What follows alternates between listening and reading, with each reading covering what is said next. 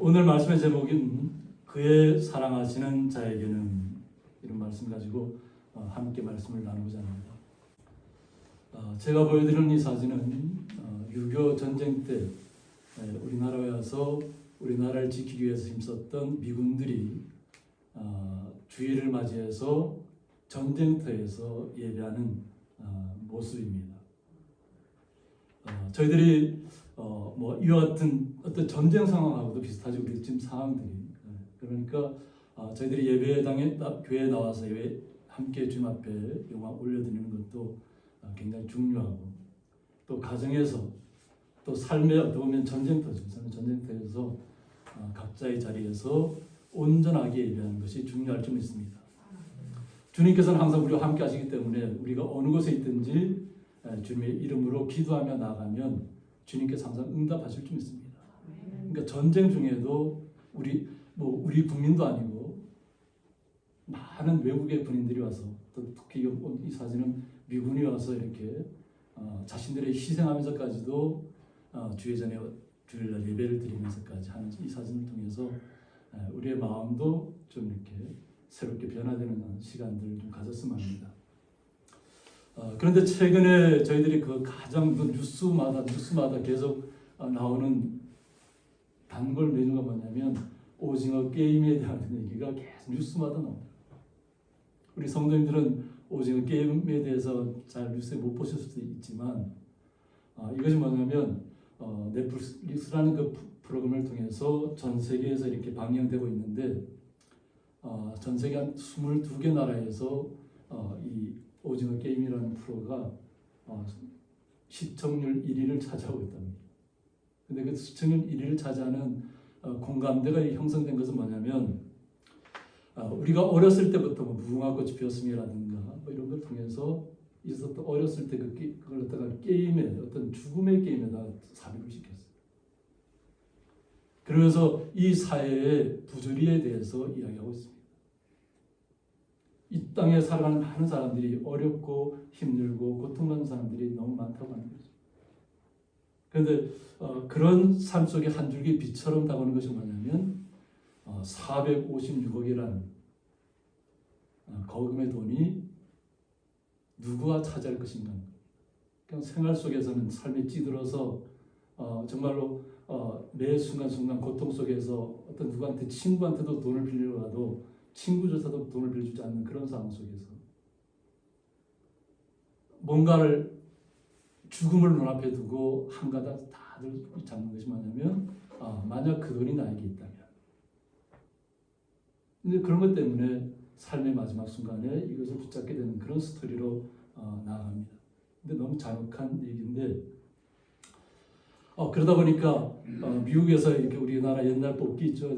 달고나라고 표현하긴 하는데, 근데 달고나나 이런 도시락 가격 이런 것들이 한국의 10배 가격으로 팔린다는 거예요. 갑자기 이 드라마가 인기를 얻다 보니까 이런 제품들이 가격이 막 상승하고 거기에 그 게임에 참가한 사람의 숫자가 456명인데 그것을 상징하는 어떻게 보면 자신의 몸을 희생하면서 누가 차지할 것인가 하는 거죠. 456억이라는 것.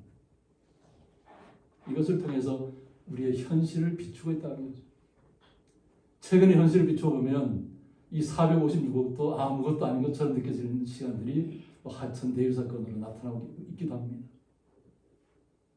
그런데 이 게임을 시작한 것이 그 감독이 한 얘기가 뭐냐면 이것은 10년 전에 기획이 됐는데 그때는 아무도 눈을 두지 않았다는 거예요. 그런데 10년이 지난 지금에 와서 많은 사람들이 공감하고 있다는 거예요.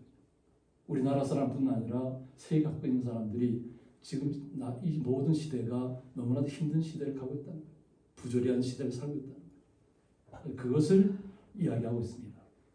그러면 우리에게 정말 이런 안타까운 이야기만 있느냐면 그 안타까운 가운데서 우리가 잘 알고 있는 것처럼 딸이 생일을 맞았는데 그 아버지가 자기의 가지고 있는 돈은 571원밖에 없다고 합니다.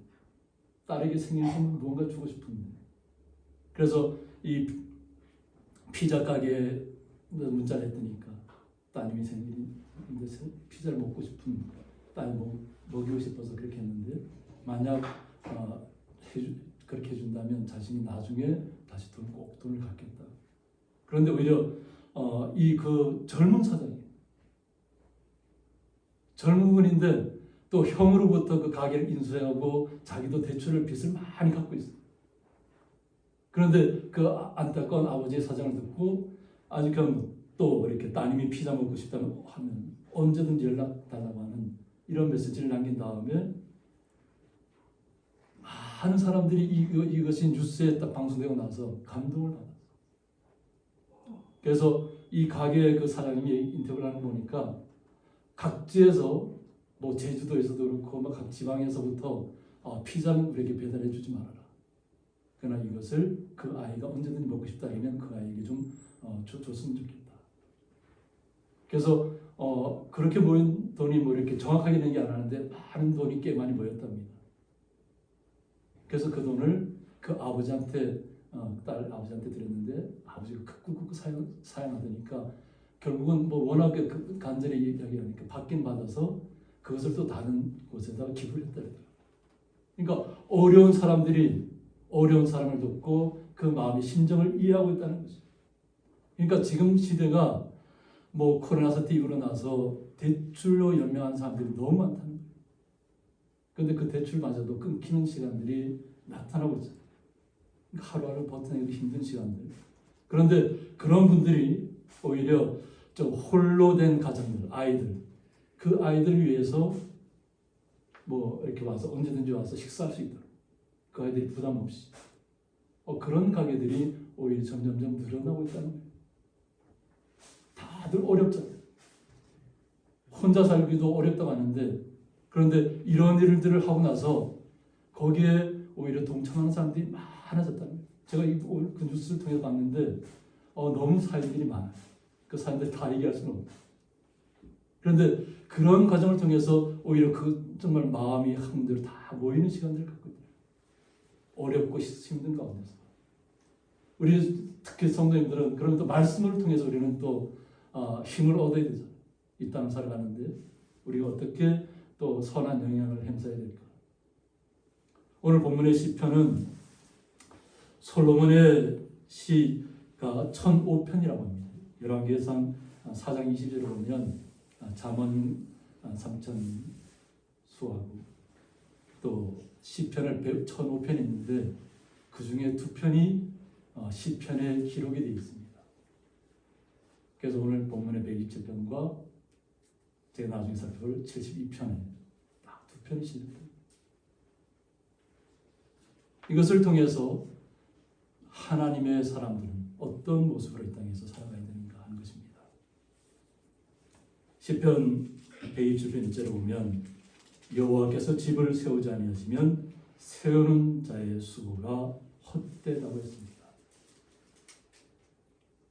여호와 하나님께서 집을 세워야 한다는 것이죠. 이 집이라는 것은 우리의 공동체를 뜻할 수도 있고 우리의 가족을 뜻할 수도 있습니다. 우리의 가족을 지키고 우리의 공동체를 지키는 데 있어서 여호와 하나님께서 세워주셔야 한다는 것입니다. 우리도 분명히 수고하고 애쓰고 있지만 정말 모든 시련을 이겨내면서까지 그 가족을 지키고 공동체를 지키기 위해서 정말 애쓰고 있지만 하나님께서 주님께서 세워주셔야 된다는 것입니다. 그러지 않으면 아무리가 노력을 해도 의미가 없다는 것입니다. 그래서 여호와께서 성을 지키지 아니하시며 했습니다. 오직 주님의 사람들은 주님께서 모든 것을 지켜주시길 간절히 바라야 될 줄 믿습니다. 아무래도 우리가 수고하고 애쓰는 일들이 많죠. 그런데 우리가 아무리 수고하고 애쓴다고 할지라도 아무리 파수꾼이 깨어있다고 할지라도 여호와 하나님께서 함께 생각하고 지켜주지 않으면 우리가 깨어서 아무리 수고하고 노력을 해도 헛되다는 것입니다. 우리가 이 땅에서 얼마나 많은 수고를 하고 있습니까? 각자의 삶 현장에서 땀을 흘리고 정말로 뜨거운 여름 볕에 걸려가면서 땀방울이 맺히면서 그 누구도 알아주지 않잖아요. 주님께서 알아주지 않으면 우리가 하는 수고를 누구도 알아줄 수 없어요. 혼자서 외롭게 가정에서 집을 아무리 청소를 해봐요. 바깥에 있는 사람들은 그것을 알 수가 없어요. 또 바깥에 있는 일하시는 분들 입장에서는 안에서 있는 분들은 바깥에서 일하는 분의 그 현장의 고통을 뭐 어느 정도는 이해할 수 있겠지만 다는 이해하지 못한다는 것이죠. 정말로 수고하고 애쓰는 그 시간은 주님께서 알아주시지 않으면 우리의 마음을 위로해 줄 수 있는 것은 아무것도 없습니다. 그래서 이 성을 지킨다는 것, 우리의 공동체를 지킨다는 것, 나의 가정을 지킨다는 것, 이것은 주님께서 함께 하셔야만 가능한 일이라는 것입니다. 그래서 너희가 일찍 일어나고 늦게 누우며 수고의 떡을 먹음이 헛되다고 했습니다. 여호와 하나님께서 지켜주지 않고 세우지 않는 이 모든 우리 스스로 노력해서 무언가 이루려고 하고 헛된 꿈을 쫓아가고 하는 이 모든 시간들은 아무리 일찍 일어나도, 그래서 이 원어적인 표현을 보면 이렇게 등을 이렇게 천천히 막 이렇게 세우는 그런 모습이죠. 그러니까 아마 새벽을 깨우고 일찍 일어나지 못해요. 우리가 몸을 이렇게 세워야 되잖아요. 무언가를 하기 위해서. 이런 일찍 일어나고 정말 밤 늦게까지 막 늦게까지 하고 정말로 우리가 얼마나 애쓰겠어요. 우리 이 땅 일상 속에서. 그런데 주님께서 함께하지 않는 시간들은 헛되다고 하는 것입니다. 그러므로 여호와께서 그의 사랑하시는 자에게는 잠을 주신다고 했습니다. 여호와 하나님께서 우리를 사랑하신다는 표현은 뭐냐면 우리가 충분한 휴식을 취할 수 있고 마음의 평안을 얻을 수 있고 낮 동안에 그 뜨거운 때 앞에서 일했던 그 모든 순간들, 땀봉을 맺혔던 그 순간들, 그것을 회복시켜주는 시간이에요. 우리가 아무리 건강한 모습을 갖고 있다고 할지라도 우리가 잠을 주무시지 못한다면 우리는 온전하게 살아갈 수 없습니다. 그러므로 주님께서는 우리에게 잠을 주셨다고 하는 것입니다. 잠자는 동안에 우리를 회복시키시고 우리를 치유시키시고 우리의 몸과 마음을 새롭게 하시는 겁니다. 하루 동안에 그 고통스러웠던 시간들, 땀 흘렸던 시간들, 아픔의 시간들도 잠잘 때는 우리가 다 잊고 회복의 시간을 가져야 될 줄 믿습니다. 이것이 주님께서 우리에게 마음의 평안을 주시는 것입니다. 마음의 평안이 있지 않고는 우리가 온전히 잠을 잘 수 없다는 겁니다. 그래서 우리 성도님들은 항상 아침에 일어날 때도 주님 앞에 감사하셔야 되고 잠자리를 청할 때에도 오늘 하루 동안도 잘 이겨낼 수 있도록 하신 주님 앞에 감사하시면서 꿈속으로 잠결 속으로 들어가는 시간을 간다면 주님께서 정말 기뻐하실 줄 믿습니다. 그리고 보라 자식들은 여호와의 기업이라고 했습니다. 그래서 하나님께서 주의 거룩한 성도들 이것을 자식들은 여호와의 기업이라고 했는데 우리의 후손을 통해서 우리 스스로도 주의 자손이잖아요. 우리 부모님들이 계시고 이것이 우리의 부모님에게는 우리가 기업이라는 것이죠. 또 우리의 자녀들에게는 또 자녀들이 또 여호와가 나의 기업이라고 고백할 것입니다. 이것이 우리의 부모님들에게는 얼마나 놀라운 힘이 되는지 모릅니다.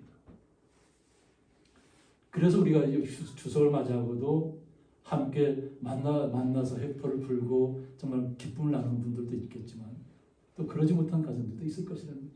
그러니까 전화상으로 통화하고 또 메시지로 통화하고 뭐 때로는 영상으로 통화할 수도 있지만 그런 시간들을 통해서 멀리 떨어져 있어도 그 자녀들이 주님의 사랑으로 온전하게 서 있을 수 있기를 아마 우리 부모들 입장에서는 바라고 원하는 것입니다. 그런데 이것이 주님의 뜻이라는 겁니다. 이것이 여호와의 기업이라는 것입니다. 그리고 태의 열매는 그의 상급이라고 했습니다. 이 태의 열매는 뭐냐면 하나님께서 우리에게 선물로 주시는 것입니다. 태를 열고 닫는 이 모든 것은 하나님께서 주관하신다고 말씀에 기록되어 있습니다. 하나님께서 우리에게 선물로 우리의 틀을 열어주시고 우리의 정말 하나님께서 우리를 인택해 하시고 우리를 이 땅에 나타날 수 있도록 하셨다는 것입니다. 이게 창조의 신비입니다. 그리고 젊은 자의 자식은 장사의 수중에 화살과 같다고 했습니다. 정말 젊었을 때 자신에게 힘이 될 수 있는 자녀들이 있다는 것은 얼마나 큰 힘이 되는지 모릅니다. 그래서 이것을 수중의 화살로 이렇게 표현하고 있습니다. 전쟁터에 나가려면 화살이 있어야 하는 거죠. 그 시대를 살아가려면. 이것을 이제 은유적으로 표현한 것입니다. 그러므로 주의 자녀된 우리의 자녀들이 정말 화살 같다. 내 안에 있는 화살 같다. 이것은 다르게 얘기하면 주님의 말씀을 온전히 내 마음에 가지고 가는 거죠. 떠나보낼 수 없는 심장에 정말로 각인되어져서 이것은 주님과의 관계에서 떼어놓을 수 없는 그런 말씀을 가져야 하는 것입니다. 그래서 우리 자신도 주님의 말씀 안에 온전히 서야 되지만 우리의 자녀들도 믿음의 자리에서 온전하게 설 수 있도록 우리 성도님들이 또 기도하면서 나가야 될 줄 믿습니다. 그래서 이것이 그의 화살통에 가득한 자는 복되다고 했습니다. 그러니까 말씀으로 무장하고 이 땅에서 그 어떤 시련과 환난도 이겨낼 마음의 준비를 하고 주님을 의지해서 나갈 그 활을 당길 수 있는 말씀을 당길 수 있는 그런 것을 겸비하라고 하는 것입니다. 이것이 가득한 자는 복되다고 했습니다. 그리고 그들이 성문에서 그들이 원수와 담판할 때라고 했습니다. 그래서 이 성문에서라는 뜻은 뭐냐면 바사아르라고 해서 성읍의 중심지로서 재판과 상거래와 모임의 장소였다고 합니다. 그 당시 시대는 항상 무엇든 재판이 있거나 거래를 하기 위해서는 성문에서 그 모든 거래를 다 행했다는 겁니다. 그래서 모세의 자리도 그곳에 있습니다. 그래서 모든 재판이라든가 송사가 문제 걸렸을 때는 항상 그곳에서 판결을 했다고 하는 것입니다. 그래서 은혜로 얻은 자식들은 부모가 공경에 처했을 때 힘과 보호가 될 것이라고 했습니다. 만약 우리가 그런 자리에 나가 있을 때, 만약 재판의 자리에 우리가 주님의 말씀을 온전히 지켰다는 것 때문에 순종했다는 것 때문에 우리가 힘든 자리에 나가 있다면 그때 우리의 자녀들이 말씀으로 정말 화살같이 무장된 자녀들이 있다면 정말로 이것은 축복이라는 것입니다. 나에게 힘이 되는 자녀들, 말씀으로 무장, 정말 내 안에 있는 화살통에 있는 수중에 있는 화살과 같은 자녀들이 있다고 합니다. 그것은 축복입니다. 이것을 위해서 우리가 지금 상황은 우리의 젊은이들이 많이 힘들 수 있잖아요. 이 세상 속에서. 그 힘든 시간들을 말씀으로 이겨낼 수 있도록 또 기도해 주셔야 되고 또 위로해 주셔야 되고 세울 수 있어야 합니다. 그래야만 그 자녀들을 통해서 믿음의 자녀들을 통해서 수치를 당하지 아니하리라고 했습니다. 말씀으로 우리가 무장해야 될 줄 믿습니다. 주님의 말씀으로 주님이 나와 함께 하신다는 그것을 우리는 항상 잊지 말아야 될 줄 믿습니다. 그렇게 할 때 우리는 이 땅에 정말 험악한 시절이잖아요. 그 누구도 알 수 없는 험악한 시절이에요. 우리 성도님들은 연로하시니까 뭐 전쟁을 겪었던 그 순간들, 뭐 정말로 보릿고개를 넘었던 그 순간들을 기억하시면서 우리만 힘들겠지 이럴 수도 있어요. 그런데 현 시대를 살고 있는 젊은이들도 너무나도 힘들다는 거예요. 하루 그냥 밥 한 끼도 제대로 못 먹는 청년들이 많더라고요. 라면을 먹을까, 컵밥을 먹을까, 막 이것 가지고 나오는 이야기들이 나오는데 얼마나 하루하루 살아가기가 버겁냐는 거죠. 그런 자녀들이 이 시절을 잘 이겨낼 수 있도록 우리 성도님이 함께 기도해야 될 줄 믿습니다. 그러면 시편의 72편으로 들어가 보면 시편 70편 4절에 보면 그가 가난한 백성의 억울함을 풀어준다고 했습니다. 이 솔로몬이 하나님에 대해서 깨달은 것, 주님이 어떤 분이라는 것을 깨달은 것은 뭐냐면 가난한 백성의 억울함을 풀어준다는 것입니다. 주님께서는 우리와 전혀 관계없는 것처럼 멀리 떨어져 있는 것이 아니라 우리의 아픔을 다 알고 있다는 것입니다. 우리의 연약함을 다 알고 있다는 것입니다. 우리가 고통 속에 실망하고 있다는 것을 다 알고 있다는 것입니다. 그래서 그 억울함을 풀어줄 것이랍니다. 그리고 궁핍한 자의 자손을 구원할 것이라고 했습니다. 어렵고 힘든 가운데서도 믿음을 지키기 위해서 고군분투하는 그 자손들을 구원의 길로 우리에게 약속을 주셨습니다. 그리고 압박하는 자를 꺾으리라고 했습니다. 이 땅에서 우리가 믿음의 사람으로서 걸어가는 모든 길 속에서 주님이 나의 힘이 되시고 주님이 나의 능력이 되시고 주님께서 나의 구원이 되시고 나의 생명이 되신다는 것을 우리 성도님들이 고백하시면서 우리가 주님을 온전히 붙잡아야 될 줄 믿습니다. 그래서 7절을 보면 그의 날에 의인이 흥왕하여 라고 했습니다. 주님께서 임하시는 그날이 되면 그때는 의인들이 흥왕할 것이다. 의인들이 넘쳐날 것이라는 거예요. 의인들이 없는 것이 아니라는 거예요. 엘리야 선지자를 통해서 우리가 알 수 있는 것처럼 자신만 남아있는 것처럼 주님 나밖에 없습니다 하는 그런 고백이 있을 때 아직도 7,000명이 남아있다고 얘기합니다. 믿음을 지키는 사람. 그럴 때 평강의 풍성함이 달이 닿을 때까지 이르리라고 했습니다. 우리가 추석에 있는 그 달을 보았잖아요. 희미하게나마 우리가 보았는데 이 달이 우리와 항상 함께 있잖아요. 해와 달이. 그런데 이 해와 달이 보면 달이 사라질 때까지도 주님께서는 우리와 함께합니다.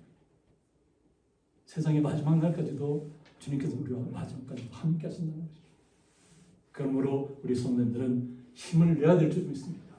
그래서 여호수아 1장 7절에 보면 오직 강하고 극히 담대하라고 했습니다. 주님의 사람들은 극히 강하고 담대해야 될 줄 믿습니다. 그래서 말씀이 우리에게 임해서 그 율법을 다 지켜 행하라고 했습니다. 우리가 말씀대로 행하면 말씀으로 우리가 살아갈 수 있을 것입니다. 그리고 말씀이 우리에게 있다면 우러나 좌로나 치우치지 말라고 했습니다.